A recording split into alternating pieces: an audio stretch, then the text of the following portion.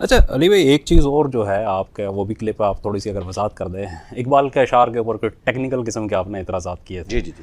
تو مطلب عروض اور جو ابلاغیات ہے یا اردو ابلاغ ہے اس کو اگر جو ہے ہم سائنٹیفک پیمانے کے اوپر تول کے کیا اعتراض کر سکتے ہیں اشعار کے اوپر؟ بالکل نہیں کر سکتے. دیکھیں میرے اوپر اعتراض ہوا تو میں سیکھ پا ہوا کہ میں نے جب یہ کہا کتابوں کا خدا اور ہے بابوں کا خدا اور انہوں نے کہا دو خدا بنا لیے، تو میں نے کہا لٹریچر کی زبان میں.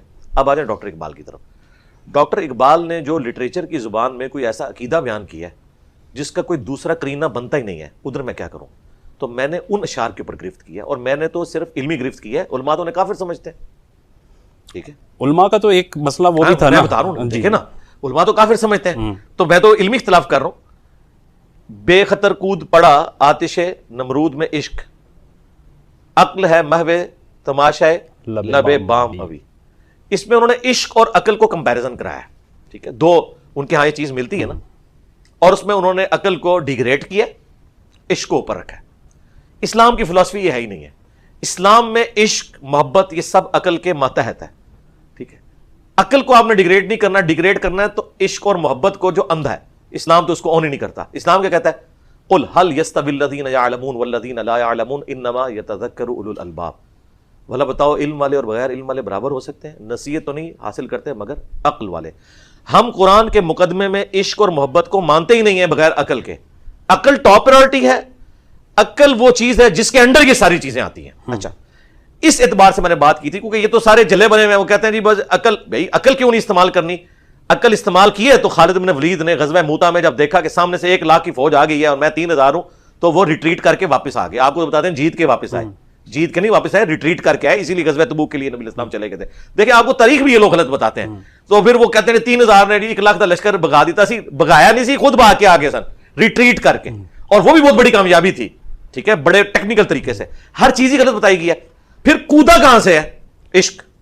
حضرت ابراہیم علیہ السلام کیا کودنے کے لیے تیار ہے؟ اسلام میں ایسا نہیں ہے. ان کو دھکا دے کے پھینکا گیا ہے. آپ کو اگر کہا جائے اللہ کے نام پہ آپ آگ میں چھلانگ ماریں تو یہ کوئی جائز نہیں ہے. آخری وقت تک آپ نے کوشش کرنی ہے کہ آپ نے یہ نہیں ہونے دینا. ٹھیک ہے، ان کو کودا نہیں گیا تھا، پھینکا گیا تھا. تو یہ میں نے ٹیکنیکلی اس کے اوپر کیا تھا اور قرآن و سنت کے دائرے میں کہا تھا کہ یہ الفاظ کے چراؤ کی وجہ سے نا لوگ پھر پتہ کرتے ہیں عشق اور عقل کا مقابلہ کروانا شروع کر دیتے ہیں. ہم لوگ کہتے ہیں یہ آپ بدعت کر رہے ہو، وہ کہتے ہیں جی عشق نکالا، عشق دے چلے نمبر لے کے عقل والے آتے ہیں انجے ہی عمرہ گالیاں. یہ جو تصوف کا ایک رنگ جو ڈاکٹر اقبال پہ بھی چڑھ گیا نا، اس نے یہ گل کھلائے. صوفیاء کہتے ہیں علم و بس کریں اور یاد. قرآن کہہ رہا ہے کہ علم ہی سب کچھ ہے، انبیاء کی وراثت علم. نبی علیہ السلام کو ایک دعا ٹاپ پہ جو سکھائی گئی، قل ربی زدنی علما. اے نبی آپ بھی دعا کیا کریں اللہ میرے علم میں اضافہ کر دے. مجھے کوئی دعا سکھائیں جس میں عشق و سرور میں اضافہ کر دے. یہ تو آیا کہ اللہ میں تجھ سے تیری محبت کا سوال کرتا ہوں.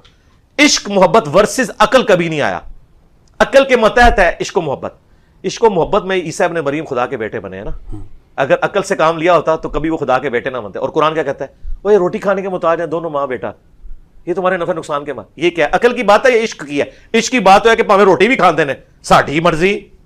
ٹھیک ہے، تو یہ سب سے بڑا فتنہ تصوف کا عشق کی بنیاد پہ علم کو وائلیٹ کرنا.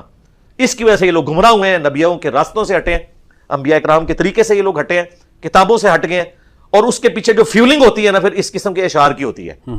تو ہمارا ایک کام ہے. اب دیکھیں آدھی دنیا نے داڑھی اس لیے نہیں رکھی کہ ڈاکٹر اقبال عاشق رسول سی، ہوتی بھی داڑھی کوئی نہیں سی، ڈاکٹر اقبال کا کوئی قصور نہیں. لیکن ہم لوگوں کو پھر جب اس کو ریبٹل کریں گے نا تو ڈاکٹر اقبال تختہ مشق بنیں گے احترام کے دائرے میں. یہ ڈاکٹر اقبال کوئی مذہبی پرسنالٹی نہیں ہے کہ آپ انہیں فالو کریں. صحیح. ان کی پرسنل لائف کیا تھی وہ چھوڑ دیں، میں کیمرے میں نہیں بیان کرنا چاہتا. پھر یہ کہیں گے کوئی الزام لگا رہا ہے. ان کے اپنے بیٹے سے پوچھ رہے ہیں وہ کس طرح کے مسلمان تھے. ان کا بیٹا تو خیر دوسری لائن کا ہے نا، گھر کا بندہ نا.